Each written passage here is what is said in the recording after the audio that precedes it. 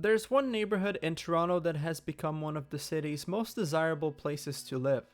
Dense with condos, packed with restaurants and bars, home to some of the highest concentrations of young, high-earning professionals in the city.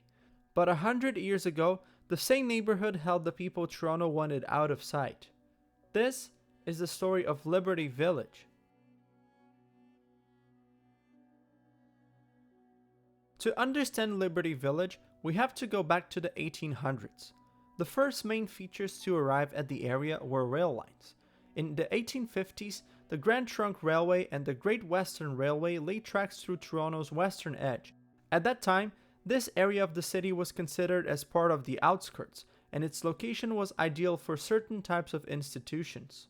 In 1873, the province opened a Toronto Central Prison on the site, near the present-day intersection of King and Strachan. It was Ontario's answer to overcrowding in the city's existing jails, a facility built to hold male convicts serving provincial sentences.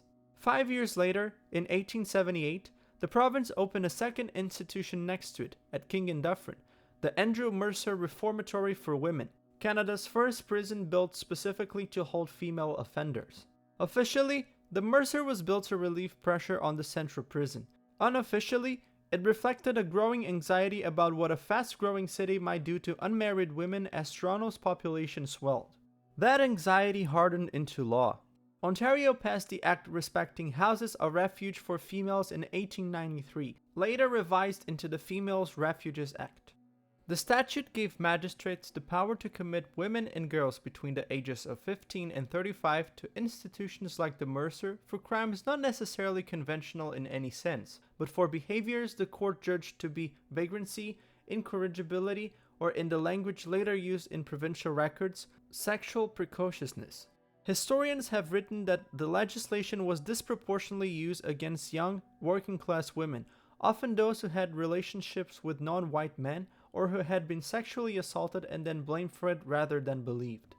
A woman did not need to be convicted of anything before being sent to the Mercer. A magistrate's judgment was enough.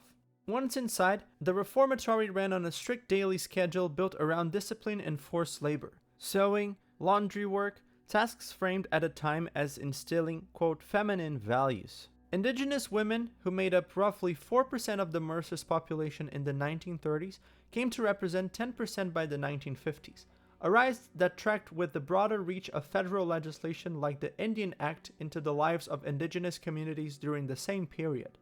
The street separating the two institutions from the rest of the city took on a particular literal function. It was the road a convict or a reformatory inmate walked down on the day of release. Toronto residents came to call it Liberty Street, running roughly where it still runs today, just south of King, between Dufferin and Strachan. The name would eventually be handed down to the entire neighborhood. While the Central Prison and the Mercer Reformatory held the people Toronto wanted out of view, the land around them was filling with something the city wanted more of: industry. In 1879, the Massey Manufacturing Company was granted a 6-acre site near King and Strachan, and by 1891, its successor, Massey Harris, was a fully operational plant producing agricultural machinery. In 1884, John Inglis and Company opened a factory on adjacent land to manufacture heavy machinery and boilers, later expanding into marine steam engine and eventually household appliances. The 20th century brought many transformations. The Central Prison did not last as long as the industry growing up around it. In 1915, Provincial Secretary William John Hanna forced its closure, citing conditions the province could no longer defend, such as systematic physical abuse by staff, denial of medical treatment to inmates, and concealing inmates' deaths. Most of the prison's buildings were demolished. Only 2 structures were left standing: the paint shop and the prison chapel. The Mercer Reformatory outlasted it by more than half a century. It continued operating under the Female Refuges Act until 1969, when the province finally shut it down. By then, a grand jury investigation had already documented what conditions inside had become: a place run by unqualified staff, with poor medical care, and with no goal of rehabilitating its inmates. 5 years after its closure and demolition, the City of Toronto built the Lamport Stadium directly on the site. While the institutions were winding down, the factories around them were reaching their peak and beginning their own decline. Inglis and Massey Harries had carried the neighborhood through 2 world wars, but by the late 1970s and early 80s, the same industrial base began to erode. Shipping was shifting from rail to road, and manufacturers needed large, single-story facilities rather than the century-old multi-story buildings the neighborhood offered. The closures came in quick succession. Inglis was sold to Whirlpool in 1985. In the 90s, the Toronto carpet manufacturing plant on Liberty Street and the Whirlpool-owned Inglis plant ceased operation entirely. The Inglis and Massey Harries factory buildings were largely demolished, with only a handful of structures left standing. As factories closed, vacant buildings became more and more common. The vacancy drew a new group of occupants. The same qualities that had once made this land useful for institutions and factories, cheap, with vast space available, made it useful for artists who need large, low-cost studio space. They moved into the empty factories on their own, with no formal program behind it, and an informal arts community took hold in buildings that had been built for entirely different purposes. The artists were not the only ones who noticed the neighborhood's empty buildings. By the early 1990s, the City of Toronto and private developers had started looking at the same vacant factory floors as an opportunity, cheap, centrally located land that could be redeveloped rather than left to sit. IBI Group was retained as a prime consultant on a formal master plan for the 45-acre former factory site, working alongside developer Ken Alpha and the City of Toronto. The plan called for site remediation, new streets and parks, and the adaptive reuse of the area's heritage buildings for retail and office space. The city approved comprehensive servicing plans for the site in the summer of 2000. The city began the rezoning process to convert that land from industrial to mixed use, and the artists who had occupied these buildings for 2 decades were not spared from what came next.